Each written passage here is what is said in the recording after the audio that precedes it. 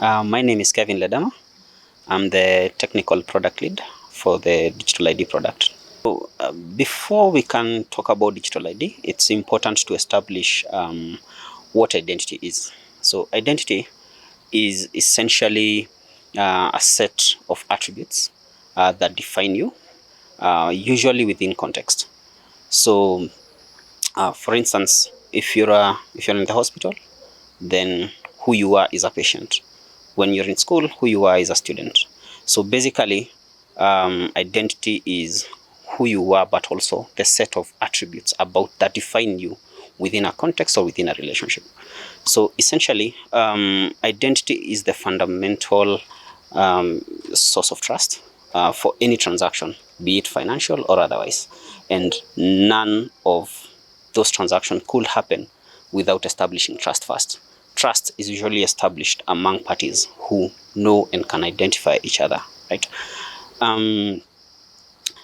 So one of the ways identity has been done in the modern world, and it has its own shortcomings, is basically reducing people to a username and a password.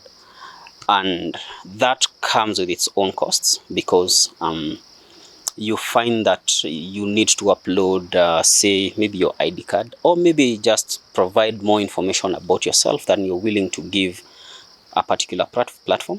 And you end up doing that across so many platforms that sensitive information about yourself, what we call personally identifiable information, is distributed across so many platforms with so many people holding data about you. That already causes privacy issues.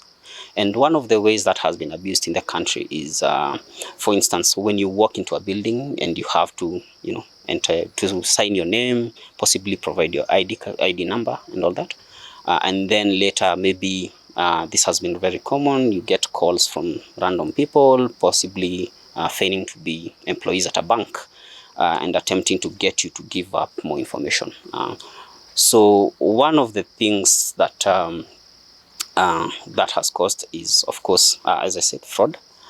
And so digital ID is essentially your identity represented in a digital format. Of course, there are very many ways to do that, but there is what we call the concept of public infrastructure, which is what we call cryptography in computing. Cryptography being a way for you to assert certain truths. So to this end, we have what is called verifiable credentials, which is a credential that says something about you. So for instance, if you're a patient, or maybe let's say take a case of a student, a university or maybe a high school will issue with a card that says that this is a student of this school, right? So in the modern world, we have so many cards. You have a lot of bank cards for all the bank accounts you have. Maybe you have your student cards, your identity card, and all that, right? So one, it is very easy for you to lose such a card, and it can be abused, right? So to prevent this, we have the concept of verifiable credentials, which again, another issue is that, say, said card can be copied. And I think a lot of this happens in terms of fraud, where your bank card can be cloned or your ID card can be copied. And we've seen scenarios where people have fake ID cards and all that. A lot of security features tend to be added to the cards, but they are not necessarily enough or verifiable for this case. So what a verifiable credential is simply a set of attributes that has been asserted by what we call a trusted issuer. In this case, your university would be the issuer of the card that says you are a student of that school, or maybe your insurance company can be an issuer of a card of a credential that says indeed you have a policy with them. So a very nifty thing that that brings is what we call zero knowledge proofs. What a zero knowledge proof is essentially selective disclosure. You walk into a bar maybe or a club. Of course, in Kenya, you cannot sell alcohol to people under the age of 18.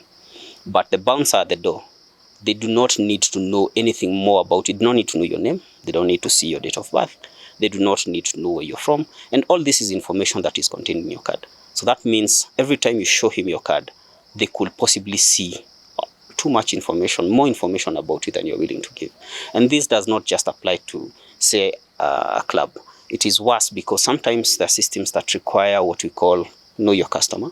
They are required that you upload certain information about yourself. And so they will possibly request you to upload your ID card, which they probably only need 2 or 3 things about you, but they ask for the whole card. And so they end up getting so much more information about you than they need to. So what we have with the concept of zero knowledge proofs and selective disclosure is that you can choose to share not your date of birth at the club. You can just say, you can assert that I am above 18, right? And for instance, in Kenya, the issue of identities is the National Registration Bureau. So they are the trusted issuer who asserted your, one, citizenship, and they also asserted that you were born on a certain date, right? And this could also apply to the birth certificate. So selective disclosure allows you to only tell the person who we call a verifier or an institution only the information they need for you to continue with the transaction, right? So yeah, so the other thing that we're also doing with the Kenyan context for digital ID, we are backing it with biometrics. So that anytime you collect an ID card, so for instance, the first time after you turned 18, or maybe when you renew your card, you find that at all times your biometrics are collected. This information is stored securely within the National Registration Bureau, which is an agency of the government. And what the Kenyan government is doing now, it allows access to only verifications, to say that when you, for instance, before I assert that maybe as an insurance company, before I assert that I've issued this policy to you, or maybe as a student, before I assert that I'm issuing this identity, this credential to you, I first of all have to verify who you are, right? So with the National Registration Bureau, the one thing that we're able to do is collect your biometrics at the point of issuance of your credential. We ask you to verify your biometrics. So you'll find that you, depending on if you're going to do it yourself or you'll have some assistance from an agent, they'll collect your biometrics, not for storage, but for verification against whatever was stored when you got your ID card, the latest ID card you got. So of course, that information is whatever was collected is discarded immediately. But then what you end up with is a way to verify that indeed you are who you are. And then a credential, a digital credential is issued that can be used in the digital world. Yeah, so the reason we're able to use biometrics in Kenya specifically is because we have a very good foundational record for identity. And what that means then is that we have data going far back, as far back as the 70s. So that means we're able to cover a very large pool of people. And so it makes it very efficient as a way of verification of people at the point of issuance. Yeah, so of course, as I mentioned, this has a lot of use cases ranging from the private sector to the public sector. And that then means that, one, you do not need to bring your cards around, and you don't need to show more than you need to. So of course, you do not need to begin with everything. You start by just creating your digital ID.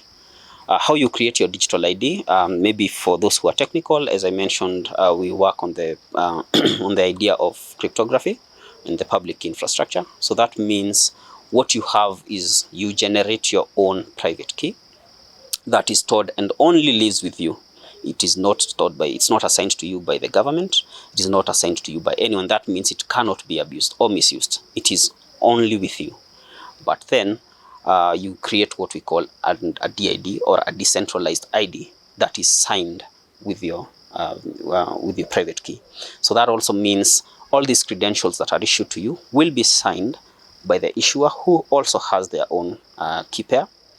And then that credential will be stored in what we call an SSI wallet, which is a self-sovereign wallet. Think about it as a typical wallet, a physical wallet, where you have all your cards stacked up, right? So that is the basis of a security and trust in the whole process, right? So basically, for those who might not know, cryptography, the public key infrastructure is what is used for what we call SSL, and maybe you've seen on the website HTTPS, and then the browser will tell you this is secure. It is the exact same technology that is now being brought for the sake of digital identity. It makes it very difficult for anyone to crack or to hack anything in relation to, maybe for instance, you've seen passwords have been hacked before. People have done what we call social engineering, where they are able to possibly befriend you, maybe have a chat with you, learn the name of your pet, learn the name of your kids, maybe when they were born, and try to guess your password based on these attributes, because technically we do not really generate new ideas. We tend to reuse what is already existent in our lives. So even as we come up with passwords, they're not truly random things. So the whole idea, and that's why we have all these password managers coming up lately. But even then, that data is still not stored with you, and you could lose access to that account. So what we're doing in Kenya, we are backing our credentials with your biometrics. This is not something you can lose. And on the off occasion that you could lose them, for instance, you could lose a finger, or maybe, God forbid, have a face disfigured for some reason, we have what we call multimodality. So that means you could use your face, later we could use your iris, and you could use any number of your 10 fingers. So that means we have a wider surface area to cover everybody. So of course, digital identity, which is just a representation of your real identity, grows with you over time. So as I mentioned before, you start with something simple called a decentralized identifier. And then over time, you build a series of credentials as you grow. So for instance, you the moment you're born, you get what we call a birth certificate. That could be expressed as a credential. That is already enough to assert that indeed you are Kenyan, whether you're under the age of 18 or not. When you turn 18, of course, over time, you'll get your student cards, you'll get insurance cards, so basically, as you go through life, you accumulate all these credentials, and all of them define who you are as a person. As I mentioned earlier again, an identity is built within context. So that means you're not the same person to everybody all the time. Who you are depends on who's asking and why they're asking. So you get the opportunity to present only the part of you that you need or want them to know, and don't give without giving more than that. It is secure, and it is biometrically backed. So that means you're not at risk of losing it. It has a very, very, very, very low chance of being cracked.